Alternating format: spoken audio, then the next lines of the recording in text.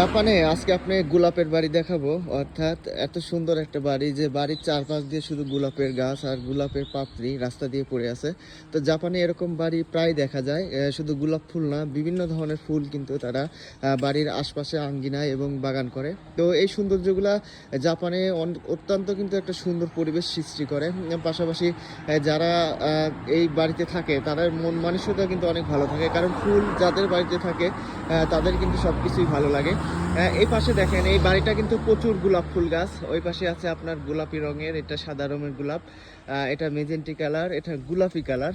তাছাড়াও কিন্তু আরও বিভিন্ন ধরনের কালার আছে। তো প্রত্যেকটা বাড়ির ভিতরের আঙ্গিনায় কিন্তু আপনার গোলাপ গাছ। তো এই লোকটা, এই বাড়ির যে জাপানিজ থাকে, সে কি মনে করে শুধু গোলাপ গাছ লাগাইছে জানি না, আরও কিন্তু বিভিন্ন ধরনের ফুল পাওয়া যায় জাপানে, সেগুলো লাগাইতেও পারতো, অনেকেই লাগায়। তো এই শুধু গোলাপ দিয়ে এই বাড়িটা সুসজ্জিত করছে, যার কারণে আমি একে নাম দিচ্ছি গোলাপের বাড়ি। তো অনেক সুন্দর সুন্দর গোলাপ, এবং এই গোলাপগুলা কিন্তু পাপড়ি রাস্তার সাইড দিয়ে অনেকটা পড়ে আছে।